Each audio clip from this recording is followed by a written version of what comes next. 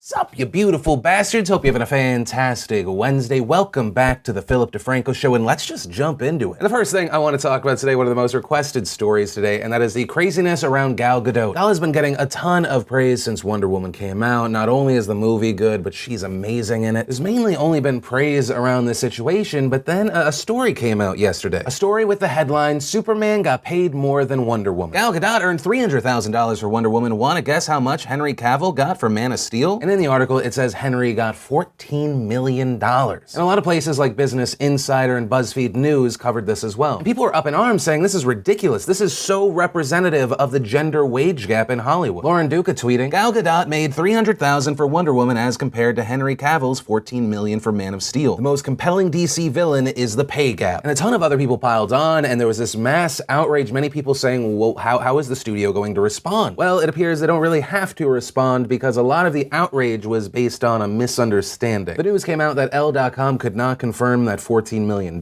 figure. Then BuzzFeed, who initially had the headline, so Gal Gadot was reportedly only paid $300,000 for Wonder Woman, who then later changed their headline to, despite what you've heard, Gal Gadot was paid at least as much as Henry Cavill for Wonder Woman. Despite what you heard, you were the one that told us. The title should be, Despite What We Said. Actually, an update to this story, they have now included from us in their title. Guess better late than never. But they do update the article saying, a source familiar with the situation told BuzzFeed News that Gadot was paid at least as much for Wonder Woman as Cavill was paid for Man of Steel, adding that Cavill had been paid nowhere near $14 million for Man of Steel. And a lot of people pointed out that when a lot of actors go into their first superhero movie, they don't get the crazy dollars that we hear about Robert Downey Jr. getting $200 million. Early reports and estimates had Robert Downey Jr. getting $500,000 for the first Iron Man, Chris Evans $300,000 for Captain America, Chris Hemsworth made $150,000 for Thor. In fact, while it's being reported that Cavill made six figures for Man of Steel, Amy Adams, who played Lois Lane, reportedly got seven figures. Also a big thing to keep in mind, a lot of the numbers that are being thrown around right now involve base salaries and not bonuses. And understand, what I'm doing here is pointing out how all these places were wrong because they were focusing on a narrative rather than really focusing on the facts. If you do look at the stats for the highest paid women in Hollywood, the highest paid men, you see that there is a difference in who gets what. You know, you look back to the 2014 email hack of Sony where people found out that for some reason Jennifer Lawrence made less than her male co-stars in American Hustle. This despite the fact that at the time she was the far biggest star in the movie. But ultimately you have all these places that have egg on their face. They were trying to argue a point with bad information. And you can be like Elle.com arguing in an update. If anything, Gal Gadot's salary is opening up the conversation about who gets paid what in Hollywood. You're not furthering your argument by using false points to prove that argument. Just saying focus on the facts before your narrative. And the question I want to pass off to you is, what is your takeaway from this? I have my opinion, but I always love to know yours. Do you think this is people putting narrative before facts, or it's just someone made a mistake? Also regarding pay between men and women, do you think that there is a problem or not? I mean that both for Hollywood and with your everyday Joes and Janes. But from that, I want to share some stuff I love today, and today in Awesome, brought to you by the That's Amazing shirt. For those of you that do not follow the behind the scenes vlog over at youtube.com/PhillyD, go subscribe. I've had an inside the community joke for the past month because my son would not stop saying, That's amazing! That's amazing! That's amazing! That's amazing! People wouldn't stop saying it. I said, sure, we'll put out a shirt if you guys, give us 50,000 likes on this one video. That channel normally gets like 12 to 15,000. There were 73,000 likes. So we've now officially launched the That's Amazing shirt, but it really wouldn't be amazing if it was just us throwing out a shirt. So I decided that 100% of the proceeds will go to St. Jude Children's Research Hospital. You get an amazing shirt and the money helps amazing people trying to do very, very important things. Link to that down below. And the first bit of awesome, it's kind of self-promo awesome. If you are going to VidCon this weekend, here is my public schedule. Also not part of the public schedule, but for the people that are excited about podcasts coming back, I will be shooting 2 of them there. Yeah, if you're out there, I hope to see you. Then for the gamers out there that get excited for the Steam Summer Sale, the date has been revealed. Reportedly, it will start June 22nd at 1 p.m. Eastern. So get ready to buy so many games, and then if you're like me, only play like 15% of them. Not enough time anymore. Then those beautiful bastards over at the Screen Junkies did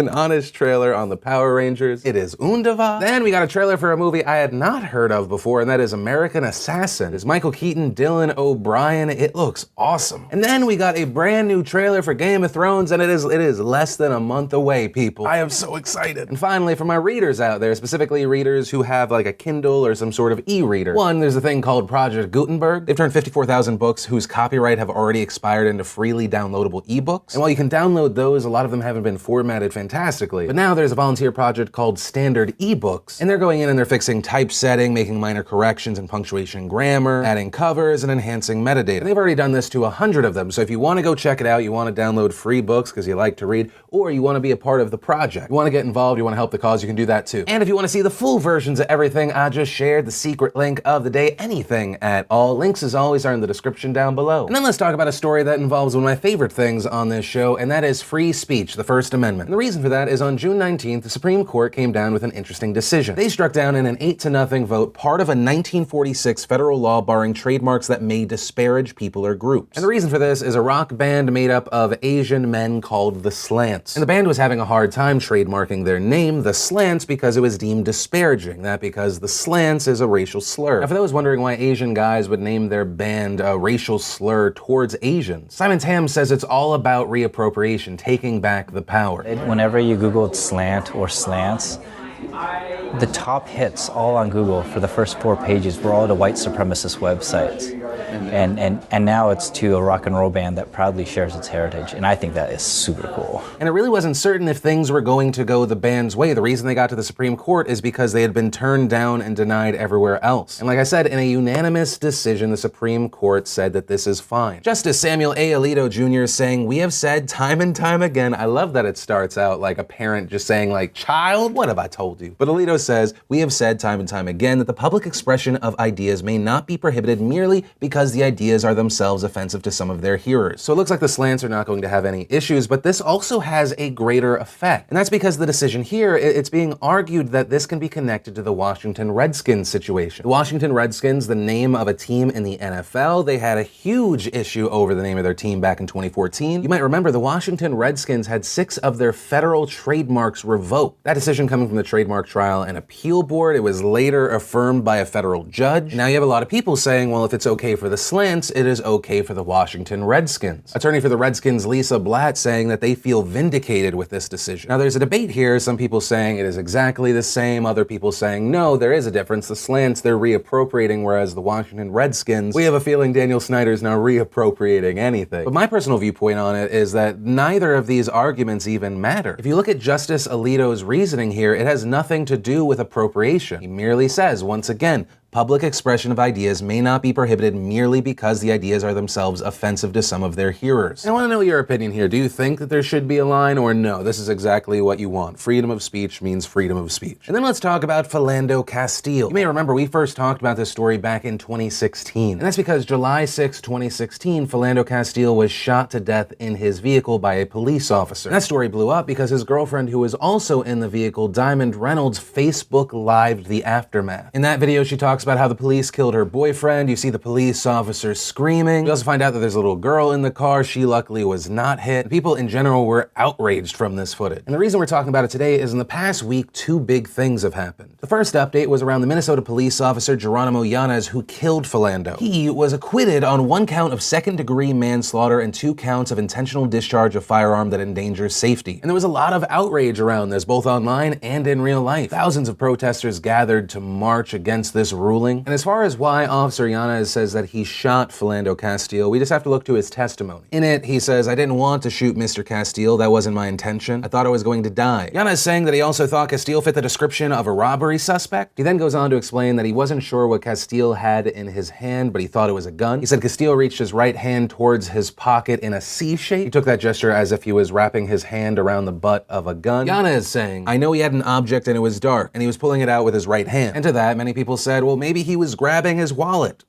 C-shape. You had just asked him for his identification. Yanez also went on to testify why he thought Castile was a danger, saying he smelled marijuana coming from the car, and I thought, if he has the guts and the audacity to smoke marijuana in front of the 5-year-old girl and risk her lungs and risk her life by giving her secondhand smoke, and the front seat passenger doing the same thing, then what? What care does he give about me? I was scared and was in fear of my life and my partner's life, and for the little girl in the back and the front seat passenger. And to that testimony, many people who were wanting a conviction here saying, so you were worried about the little girl in the back, the passenger. This because you smelled marijuana, and then after Philando Castile let you know that he had a gun on him. And for most accounts, it seemed like he was grabbing for his wallet because you had just asked him for his ID. You shot the man into the car with all those other people 7 times. And the most recent update to the story is after the acquittal, the dash cam footage from this shooting has now been released. I feel like it's important we see what happened. Obviously, this footage is disturbing, but let's take a look. Well, sir, How are you? Good. The reason I pulled you over, your brake lights are out. So you only have one active brake light, and that's going to be your passenger side one. Your third brake light, which is up here on top, and on this one back here, is going to be out. You have your license and insurance?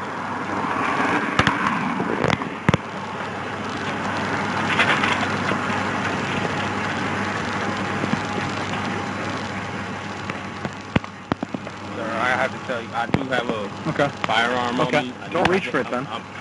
Don't pull it out. I'm not pulling it out. Don't pull it out.